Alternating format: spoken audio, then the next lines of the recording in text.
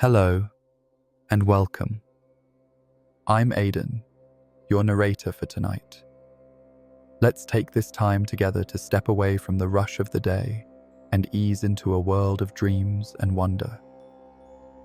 Tonight, I'll tell you a story, one whispered through laurel leaves and carried on the breath of ancient winds.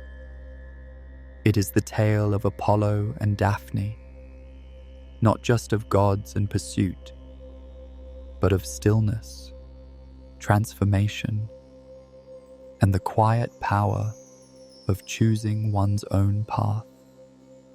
A story that begins with longing, but ends in peace. But before we begin, we'd love to hear from you. Where are you listening from, and what time is it as you settle in to hear this story? We'd also love to know what kinds of stories you'd enjoy next. Your thoughts and suggestions inspire us, so please share them in the comments below. If you'd like even more from us, you can check out our Patreon, where you'll gain early access to all our stories, as well as a curated Spotify playlist to help you rest.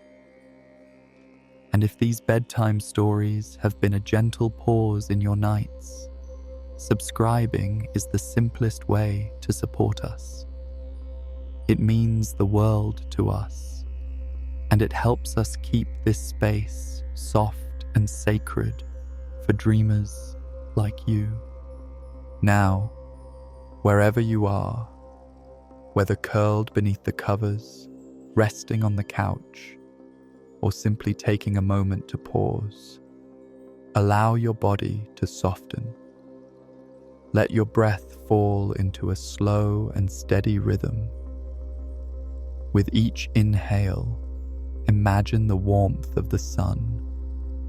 With each exhale, feel the quiet hush of forest shade. Close your eyes if you haven't already. Let go of the day behind you, and with your next breath, come with me to a time when gods walked beneath trees and a gentle breeze could change everything. This is the story of the Laurel's whisper. The morning stretched softly across the horizon, bathing the forest in gentle amber light. It was the kind of light that didn't rush in, but arrived like a warm hand resting on the shoulder, quiet, comforting, and patient.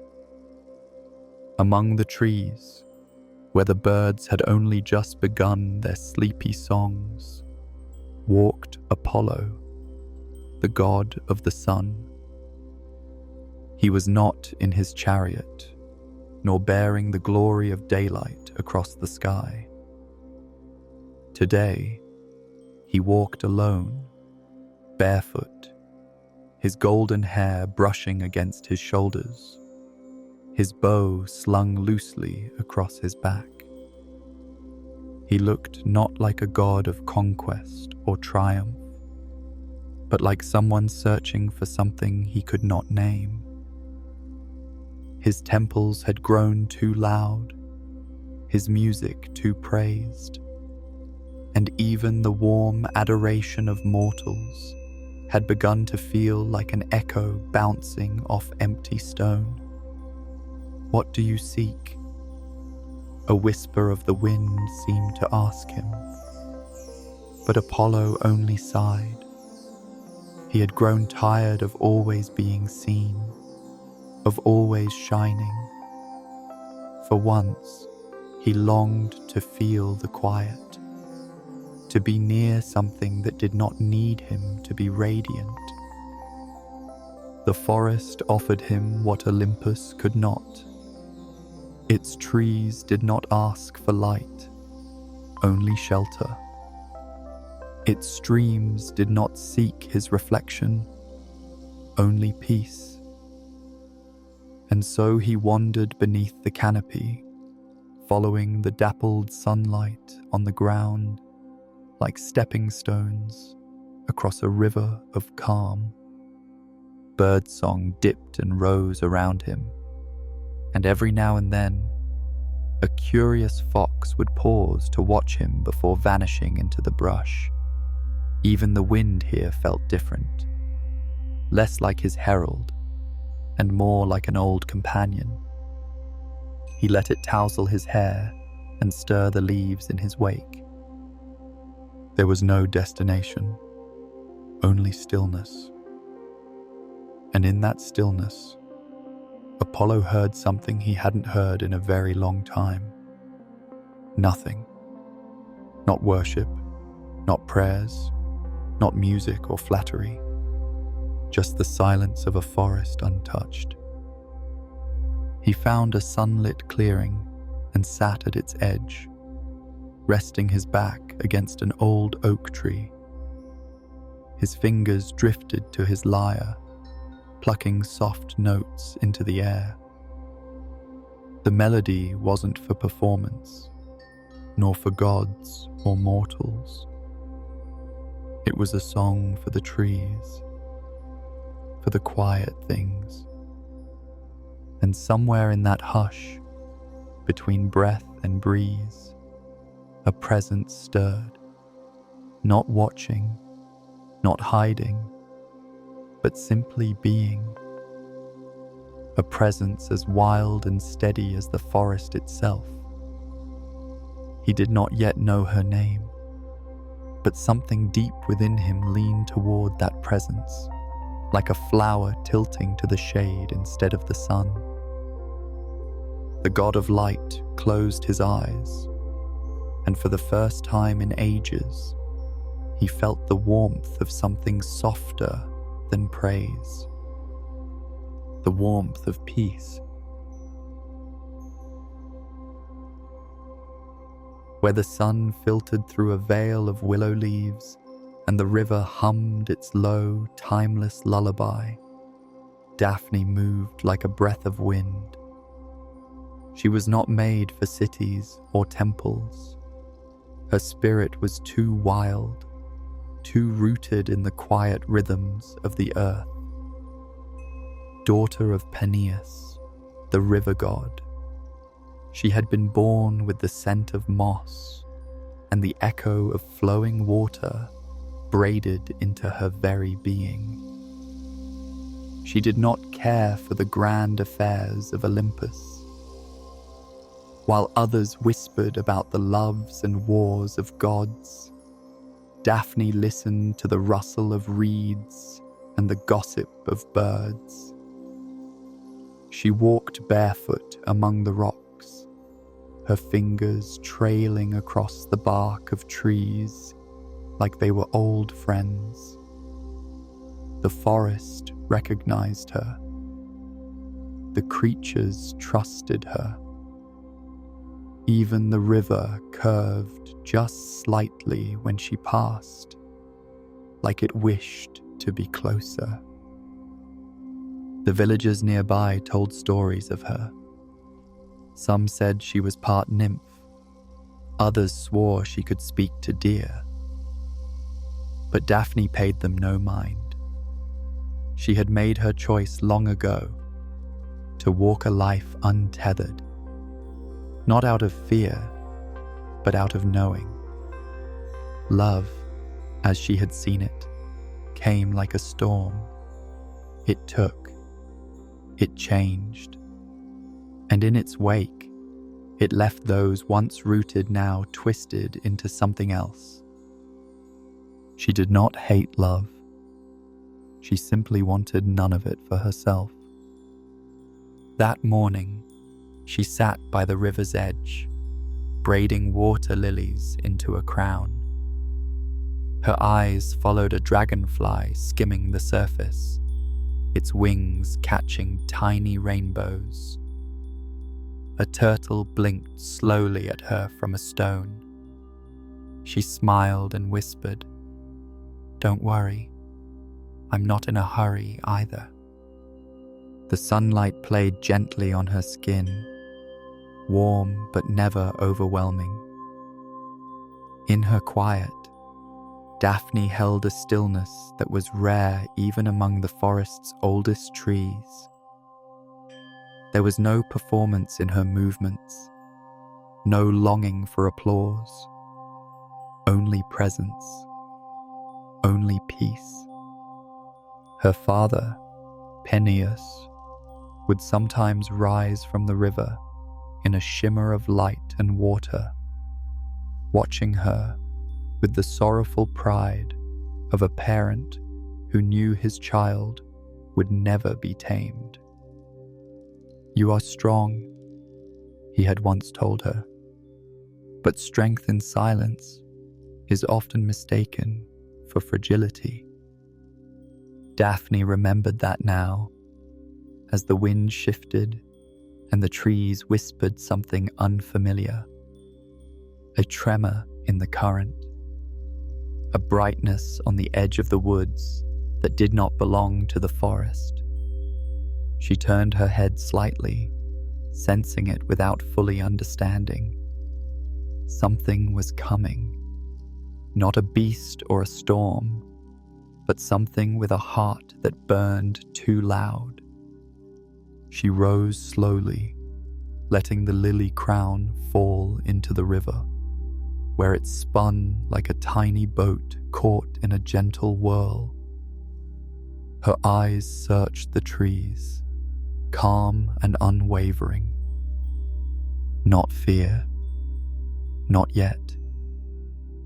But the wild knows before the mind does. And something in the wild had just stirred. She whispered to the trees, "Not today," and began to walk deeper into the woods, where the sun could not follow so easily, where things remained as they were, where silence still ruled.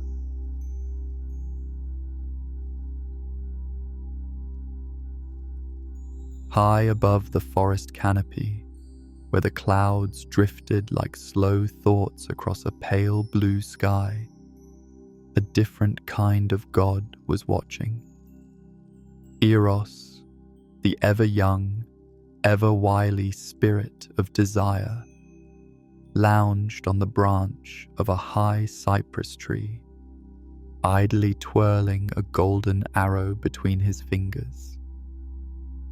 He had heard Apollo's boasting days ago, heard the sun god mock his power, claiming that arrows of light were stronger than arrows of love.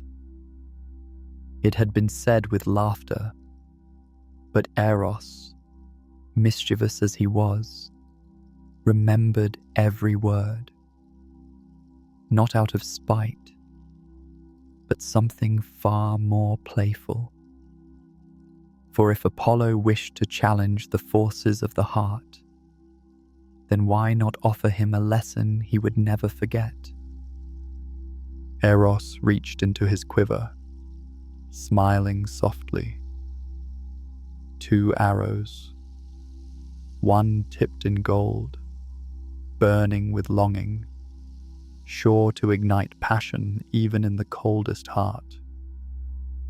The other, leaden and pale, dulled any glimmer of desire it touched, turning the heart away like a bird from a storm cloud.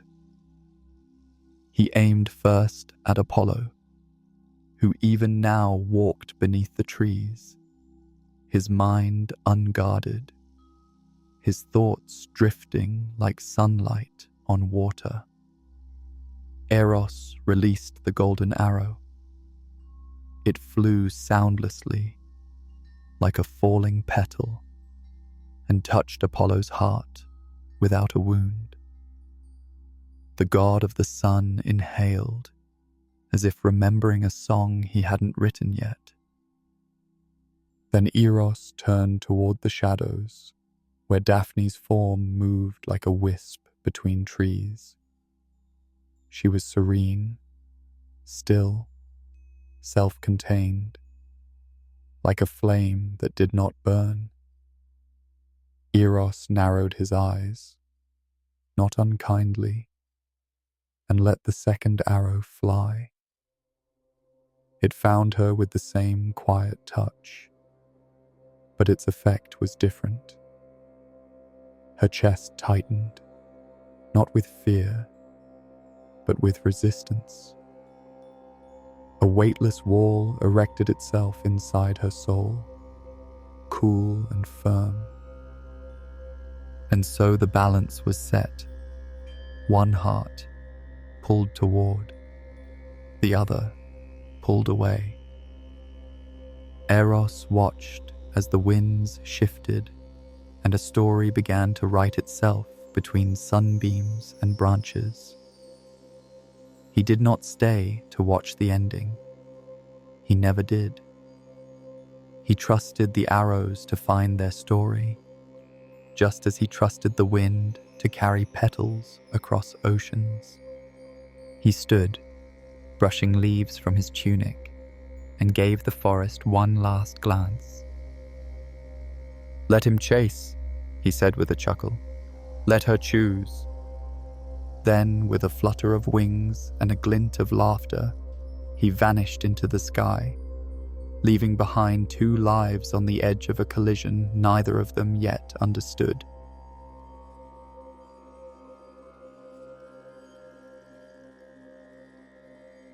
The forest breathed in a rhythm of shadows and light, dappled sunlight flickering through the canopy like soft candlelight. Somewhere within this gentle maze of trees, Apollo moved with unusual care. His stride, usually bold and proud, was slower now, tempered by something he didn't yet recognize as longing. He had wandered deeper than ever before, drawn not by purpose, but by a whisper that tugged at the edge of thought. It wasn't a sound. It wasn't even a feeling. It was a presence, like a melody drifting just out of hearing. And then, in the hush between two heartbeats, he saw her. She stood at the edge of a small stream, her reflection rippling beside her as she reached down to touch the water. Her hair tumbled like dark river grass, her body poised but at ease, and her expression so calm, so quiet, held a gravity stronger than any sun. Daphne. Apollo stopped. The world seemed to still. The birds paused their song. Even the leaves swayed more slowly. In that moment, he did not see her as a mortal to be won or a beauty to be praised. He saw her as something more rare, someone untouched by the hunger of admiration, someone complete. She looked up, sensing the shift in air. Their eyes met, and in that glance, two worlds collided. For Apollo, it was as though the forest itself had spoken to him. Everything he thought he desired seemed to narrow into this one clear note: her. Not because she sparkled or swooned, but because she didn't. Because her silence wasn't emptiness, but choice. But for Daphne, the golden figure in the trees brought a tremor, not of awe, but of warning. His radiance came like a tide, beautiful, yes, but rising. She felt the pull of his gaze and stepped back, not because she feared him, but because she feared the shape of herself might begin to change under that light. "Wait," Apollo said softly, stepping forward, hands open, unarmed. But the golden warmth in his voice carried the echo of too many gods who had asked the same and taken more. "I mean no harm," he said, gentler still. "I only saw you, and I..." But Daphne was already moving, not with panic, with clarity. She turned and disappeared into the woods, like mist returning to the river, her footsteps barely touching the ground. Apollo stood alone, the light around him dimmed by the weight of her absence. The forest, once so silent, seemed to breathe again, but its breath was cooler now, more distant. He took a step after her, uncertain, not to conquer, not yet, but to understand what it was that had just slipped through his fingers like a dream he didn't know he'd been chasing.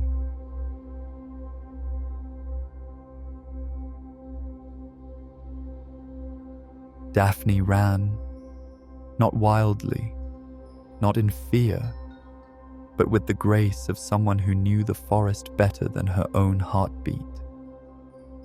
The soles of her feet kissed moss and root, weaving through tree trunks like wind through reeds. She did not look back. She didn't need to. She felt the warmth behind her, that golden presence pressing through the forest like sunlight chasing shadow.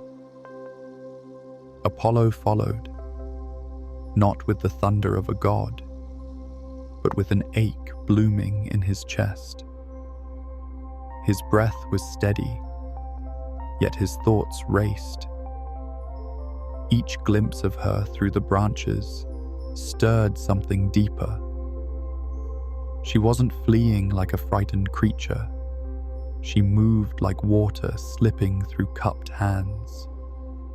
Untouchable, unwilling. "Please," he called, not in command, but in yearning. "I only wish to speak. Just a moment, and I'll go." But Daphne didn't slow.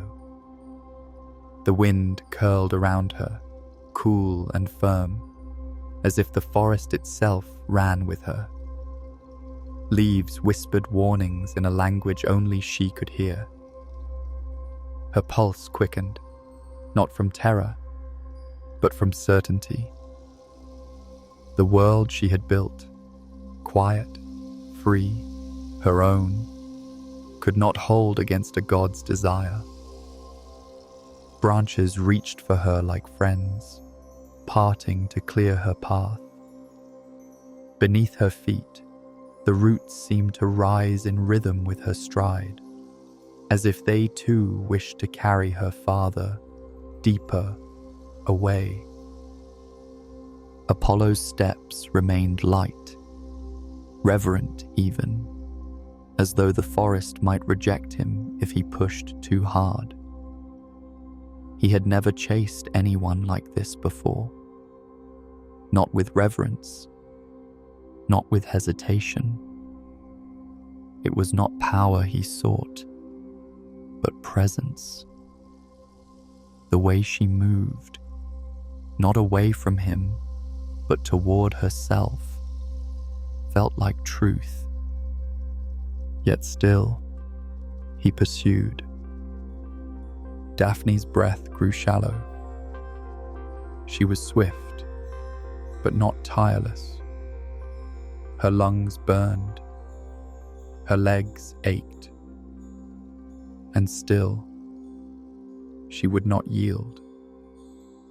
Not because she hated the one who followed, but because surrender would mean becoming someone else, someone changed, someone loved on someone else's terms. And she had never wanted to be remade. The trees grew denser now, the air thick with pine and shadow. The ground sloped downward toward the river's bend. Her father's voice called faintly from somewhere deep within her bones. "Daphne," it seemed to whisper. "Come." Behind her, Apollo slowed.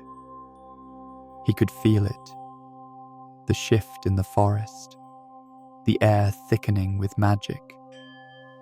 This was no longer a simple chase. Something sacred stirred here. Something older than love, older even than gods.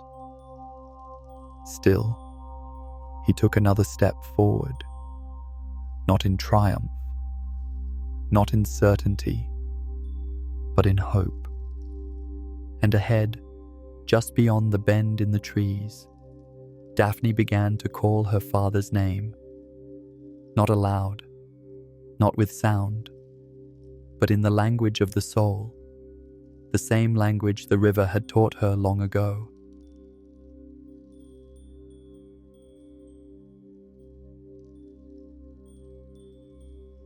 At the edge of breath and strength, Daphne reached the banks of her father's river. The water shimmered, calm and unbroken, as if unaware of the pounding in her chest. But she knew he would hear her. The river always listened. She fell to her knees, her hands plunging into the cool current, fingers trembling like leaves in wind.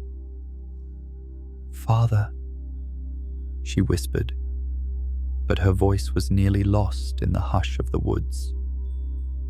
Still, her heart called louder than words ever could. Behind her, she felt the golden heat drawing closer, steady and searching, not yet touching, but always near. "Please," she murmured to the river, "I cannot be what he seeks. I cannot become a name in someone else's story." The forest fell still. Then the current shifted. The waters pulsed around her wrists, not pulling her in, but answering, surrounding her with a softness deeper than any embrace. And in that moment, she felt her body begin to change. Her feet rooted into the soil, anchoring her where she knelt. Her legs grew stiff and strong, bark weaving around them like armor spun from earth. Her arms reached skyward, fingers unfurling into delicate branches.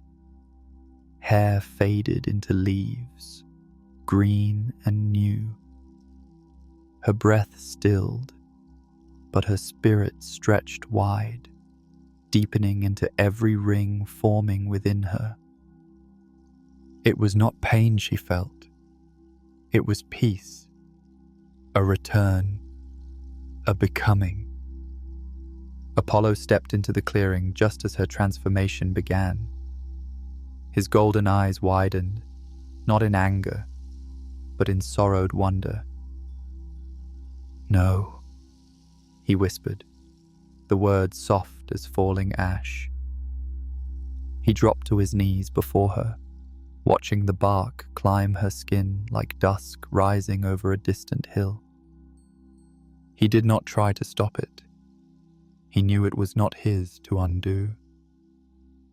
She looked at him one last time, not with fear or hate, but with clarity. A final glance that said, "You must let me be." And then, she was still. A laurel tree stood where Daphne had been, its trunk slender but steady, its leaves trembling gently in the breeze that circled the clearing like a sigh. Apollo reached out and laid a hand against the bark. It was warm, alive. Her spirit was there, rooted and real, woven into the fabric of forest and wind. He closed his eyes and rested his forehead against the tree, not in defeat, but in reverence. "I would have loved you," he said softly, "if you had let me." But he also understood true love does not take. It does not follow until something breaks. It listens, and it stays, even when the answer is silence. The river whispered around them, gentle and slow. The choice had been made, and the forest, at last, exhaled.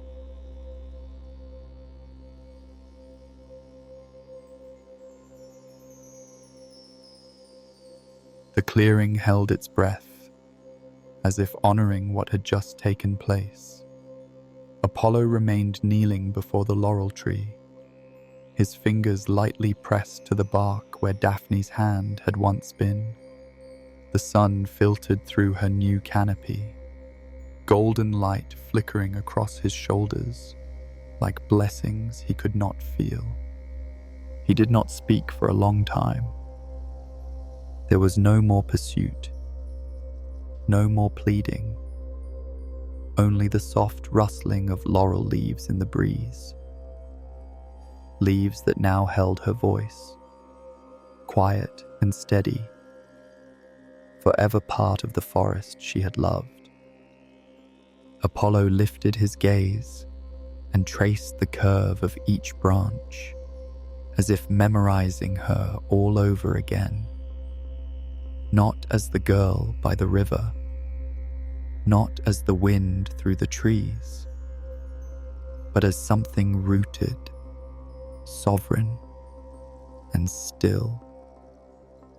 He placed his hand flat against the trunk and whispered, "You are still beautiful." There was no answer, but a single leaf drifted gently down, spinning slowly in the warm air until it landed beside him. He picked it up and turned it over in his palm. Smooth, alive, whole. A part of her. A part of the choice she had made.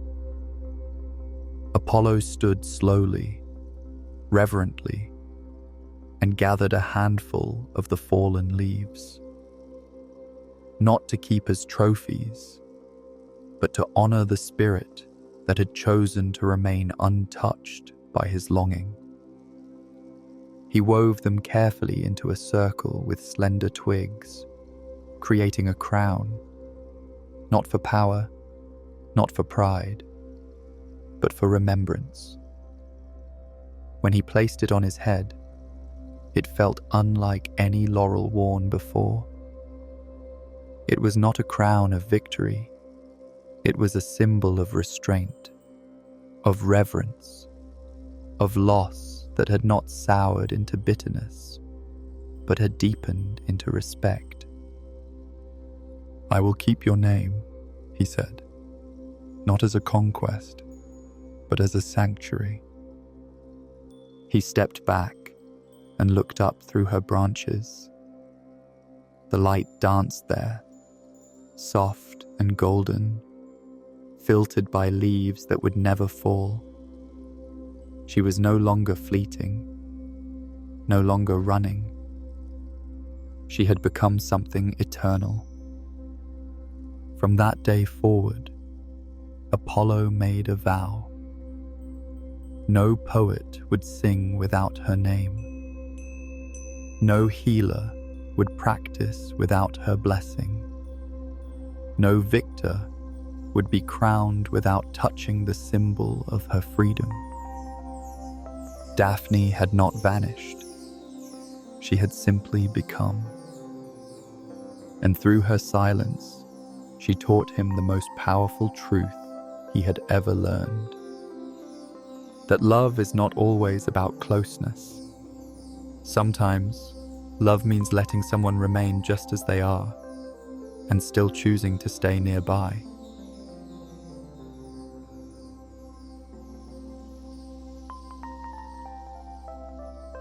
Time passed quietly in the clearing, marked not by clocks or stars, but by the shifting shade of the laurel's leaves and the changing tones of Apollo's song. Each morning, the god of the sun returned, no longer in pursuit, but in devotion. He brought with him no followers, no fanfare, only his lyre and the silence he had learned to carry.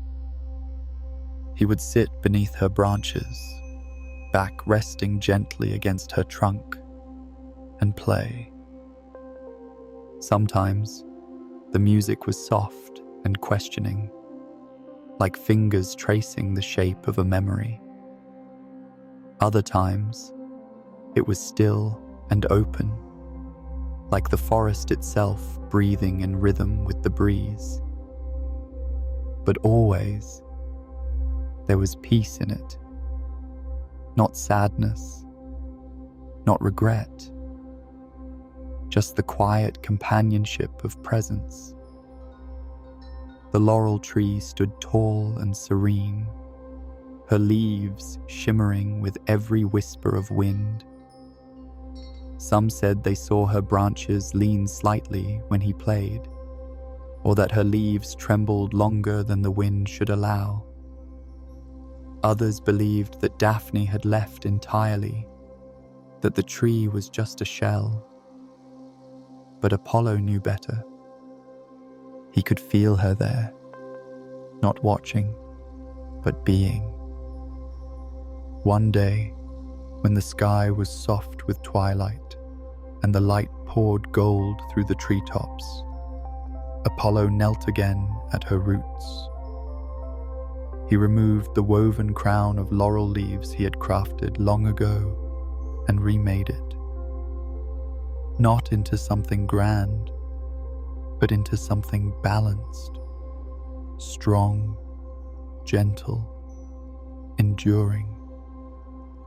He shaped it with care, then placed it atop his head once more. From that day on, the laurel crown became a symbol not of conquest, but of reverence. The other gods noticed. Poets began to wear sprigs of laurel tucked behind their ears, as if to borrow the tree's calm wisdom for their verses. Athletes, once eager for thunderous praise, bowed lower when crowned, as if reminded that glory meant nothing without grace. And those who healed, physicians, herbalists, caretakers of the sick, began to keep laurel leaves in their satchels, whispering quiet prayers of protection to the woman who had become the tree. Daphne had chosen to root herself, to remain untouched in a world that often demanded surrender. And Apollo had learned to love from a distance, to cherish without consuming, to honor stillness as deeply as song. The forest whispered around them each day, leaves singing their soft, wordless hymns. And though she would never speak again, Daphne had already said everything she needed to. Through her choice, she became more than a fleeting muse. She became a symbol, a sanctuary, a voice for those who did not wish to be transformed by another's desire, but by their own. And so, beneath the boughs of the laurel, the god who once chased the light began to find his peace in the quiet.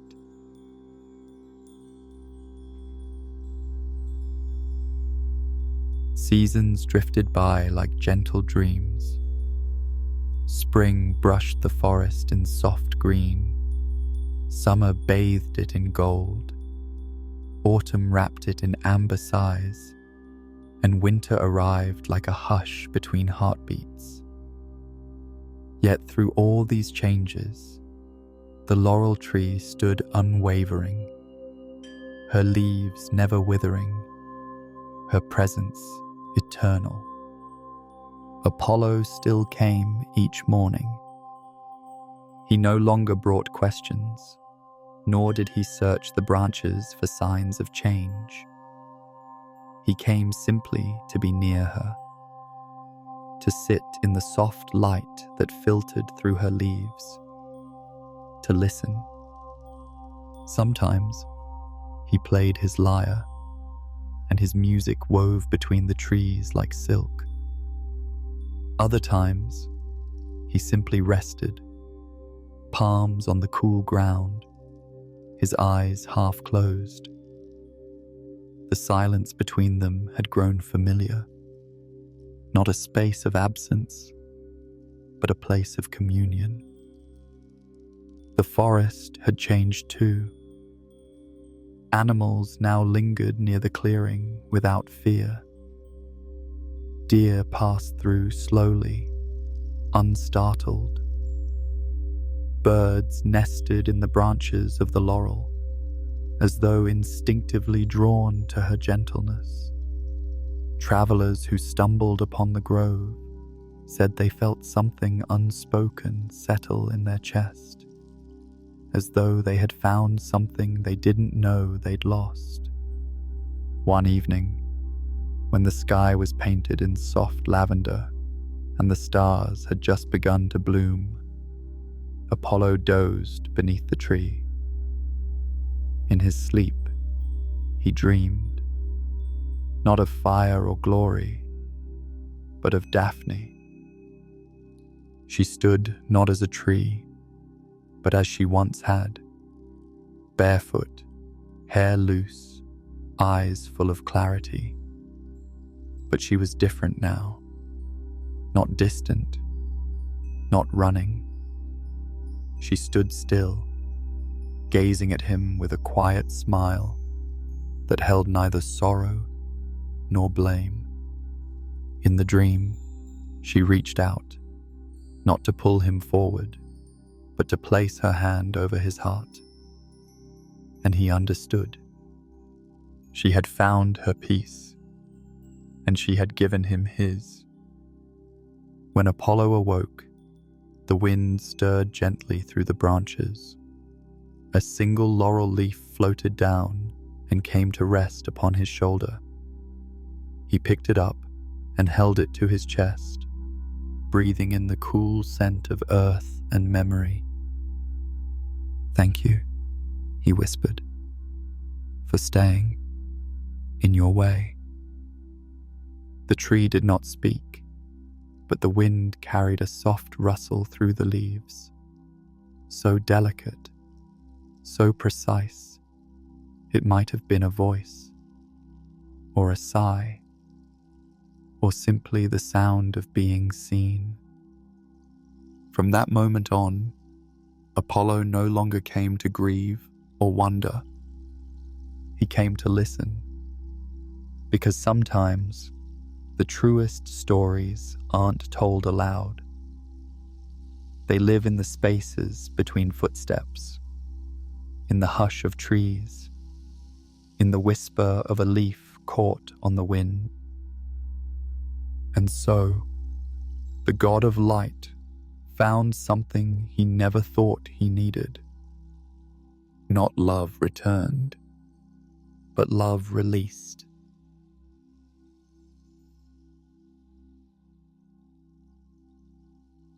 Years passed like ripples across a still lake.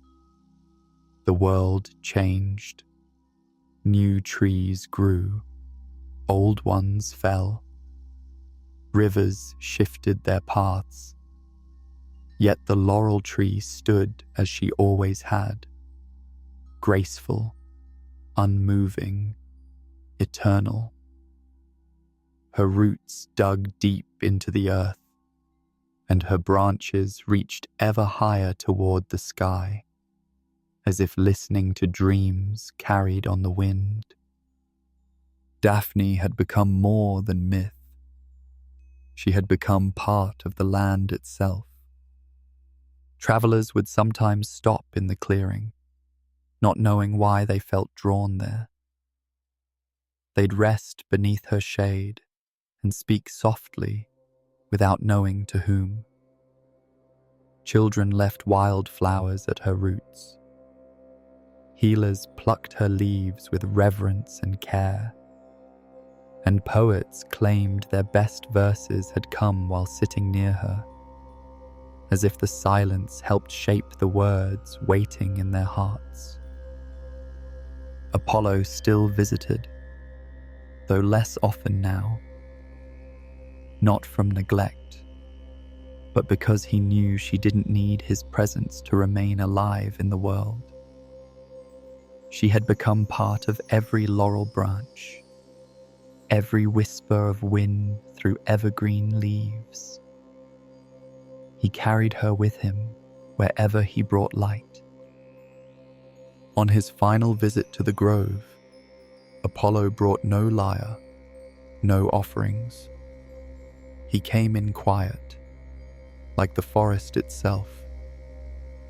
He stood before the tree for a long time, hand resting gently on the bark that had once been her skin. And then he whispered, "You were never mine to chase."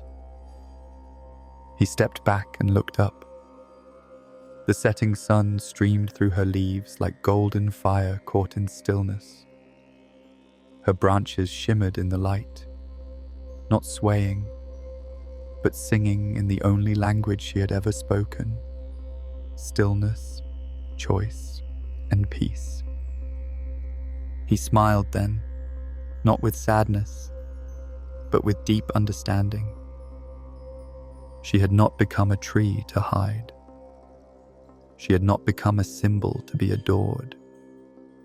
She had become what she had always longed to be: unchanged, unpossessed, free. And through her, Apollo had been changed, not by winning, but by learning to let go. As night fell and stars blinked gently to life, the grove held its breath once more. But this time, it was not the hush of transformation or loss. It was the stillness of a story coming to rest. And if you listen closely, even now, you might hear it. The rustling of laurel leaves in the wind. Not sad, not mournful, but content. A quiet reminder that sometimes the most powerful love is the one that lets another become exactly who they are meant to be. And in that stillness, sleep comes gently,